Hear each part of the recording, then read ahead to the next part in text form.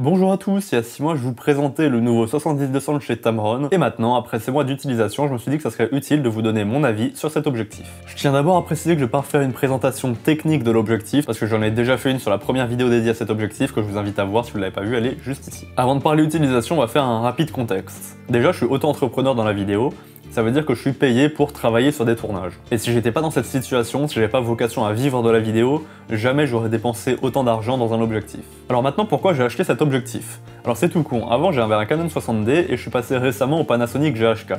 Et pour moi, il était hors de question de prendre des objectifs Panasonic, parce que si je suis amené à travailler avec des caméras Canon, avec des caméras Sony ou avec n'importe quoi, je veux pouvoir garder mes objectifs. En plus, j'avais déjà un 11-16, un 18-35, un 50-1.8 et un 55-250. Et justement, le problème était là, mon 55-250.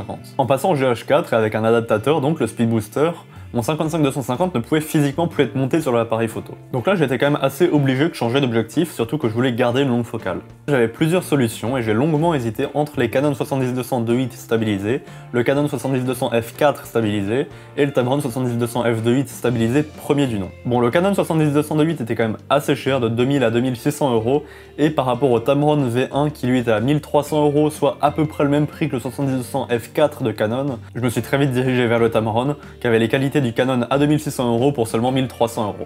À ce moment-là, donc, j'étais prêt à acheter la V1, sauf que Tamron a annoncé la V2 de l'objectif. Acheter un objectif à sa sortie, c'est assez risqué parce qu'on n'a aucun retour d'utilisateur sur l'objectif, on a seulement la pub que nous fait le constructeur et la confiance qu'on a pour ce constructeur. Mais vu tous les très bons retours qu'il y avait sur la première version de l'objectif et la qualité de stabilisation promise par Tamron, je me suis dit que même s'il coûtait peut-être 300-400 € de plus, j'allais foncer dessus. Et de toute façon, vu que ce genre d'objectif c'est vraiment censé nous suivre très longtemps, je me suis dit qu'autant me faire plaisir avec un très bon objectif un peu plus récent. Du coup, depuis, ce 70-200 Tamron f 2.8 version 2, je l'ai principalement utilisé en vidéo, mais aussi un peu en photo. Et il est très bon, la stabilisation est excellente et le piqué est vraiment à la hauteur de mes attentes. Par contre, attention, j'ai pas comparé à tous les objectifs, tous les 70-200 du marché. Moi, j'ai juste cet objectif-là que je teste et je dis il est très bon, lui, je compare pas aux autres, je dis pas qu'il est meilleur ou moins bon d'autres objectifs de la même gamme, je donne vraiment mon avis sur cet objectif précisément et je le trouve très bon. En utilisation run and gun, l'ouverture constante à f 2.8 et la stabilisation sont vraiment très pratiques. Tout simplement, l'ouverture 2.8 permet de bien isoler le sujet,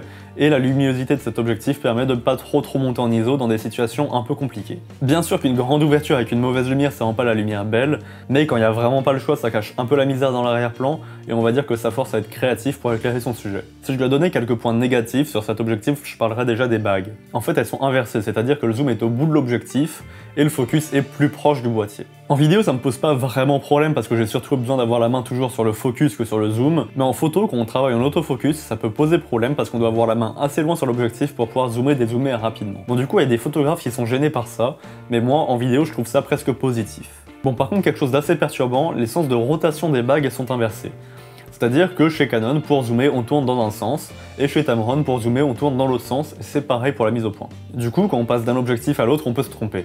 Moi, j'ai pas trop de problème parce que mon 18-35 est dans le même sens et c'est les deux objectifs que j'utilise quasiment tout le temps, mais si vous utilisez d'autres objectifs, ça peut poser problème. Moi, par exemple, ça s'est pas très bien passé quand j'ai dû utiliser un 70-200 Canon. En fait, moi, le seul point qui m'a vraiment gêné, c'est que quand on range l'objectif, donc avec le pare-soleil inversé, il cache totalement la bague de zoom. Du coup, quand on dégaine l'objectif, on peut pas zoomer et dézoomer directement, on doit avant enlever le pare-soleil. Après, un autre point qui me dérange un peu, c'est l'ordre des boutons de stabilisation et d'autofocus. J'aurais préféré qu'il soit à une extrémité, c'est tout simplement plus pratique pour pouvoir désactiver et activer l'autofocus et la stabilisation sans regarder l'objectif. Bon, comme vous l'avez vu, j'ai pas pu constater de gros points négatifs sur cet objectif, et franchement, vu la différence de prix avec les Canon, je vais pas me plaindre de ces petits détails. Passons maintenant à une comparaison un peu extrême et peut-être un peu stupide, il faut l'avouer, celle entre le Canon 55-250 à 150 € et ce Tamron 70-200 2.8 à 1600 €. Et je vous le donne en mille, le Tamron est évidemment meilleur. Ouais, sans déconner. Déjà, c'est tout con, mais passer d'une ouverture glissante de f4 à f5.6 à une ouverture constante à f 2.8, ça change la vie. En tournage, on peut avoir un plan serré, on dézoome un coup, on a un plan large, on n'a pas besoin de modifier notre exposition, l'image est déjà prête. Du coup, c'est vraiment un gain de temps, on a juste à dézoomer, notre plan est prêt, on n'a pas besoin de retoucher l'exposition, on n'a vraiment aucun problème. En plus, cet objectif, ou au moins la version que j'ai testée, est par focale. C'est-à-dire qu'on zoome ou qu'on dézoome, le point reste toujours au même endroit. En plus de nous permettre de faire des super plans où on zoome pendant 10 secondes très lentement, ça nous permet surtout de pouvoir garder le point quand on est sur notre plan large, puis sur notre plan serré, on n'a même pas retouché le point, notre image est prête directement. Cet objectif m'a aussi fait réaliser à quel point la différence entre une bonne et une mauvaise stabilisation est flagrante. Celle du 55-250 est bruyante et pas très performante, alors que celle du 70-200 est très performante et surtout silencieuse. Après, quelques petits défauts du Tamron mais qui viennent du fait que je l'utilise avec un speed booster sur mon GH4. Quand j'ai la stabilisation activée sur l'objectif et que je l'enlève du boîtier, la stabilisation ne se coupe pas, et du coup ça veut dire que si je désactive pas la stabilisation de l'objectif avant d'enlever du boîtier, j'aurai toujours une lentille qui va se déplacer dans mon objectif quand je le transporte. Je sais pas si c'est quelque chose qui peut l'endommager ou pas, mais en tout cas moi ça me rassure pas vraiment. D'ailleurs, je m'en suis rendu compte maintenant après 6 mois d'utilisation, l'autofocus de l'objectif continue à répondre aux données d'autofocus envoyées par le GH4, même quand la mise au point automatique est désactivée sur l'objectif. Bon ça je sais vraiment pas d'où ça vient, mais c'est vraiment bizarre. Bon tout ça bien sûr c'est des aléas qui viennent du fait que j'utilise un objectif compatible Canon avec un adaptateur sur un GH4. Bon bien sûr je vais pas m'étaler sur les différences de piqué entre le 70-200 et le 55-250, parce que bien évidemment le 70-200 est bien meilleur, mais il faut quand même noter que le 55-250 s'en sort pas si mal. Et c'est dans ce sens là que j'aimerais bien conclure la vidéo. Oui, le 70-200 Tamron est excellent, son piqué est très bon, la stabilisation est excellente, l'autofocus répond très bien, l'ouverture constante à 2.8 ça change la vie, mais à côté le 55-250 s'en sort pas si mal. Alors oui, le 55-250 est moins bon sur tous les points, mais en même temps il est 10 fois moins cher et il est quand même plus compact et plus léger.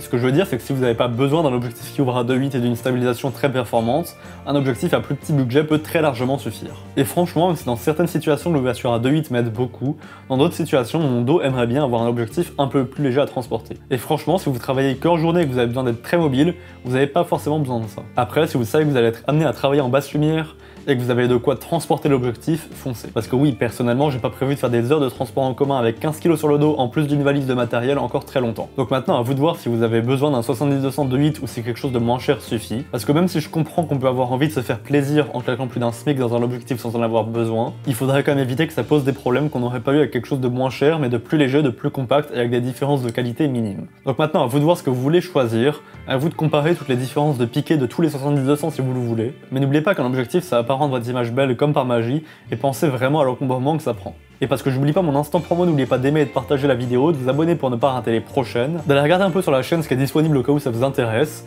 et surtout si vous avez n'importe quelle question, suggestion ou remarque, laissez-les en commentaire. Moi je vous dis à la prochaine, allez, salut!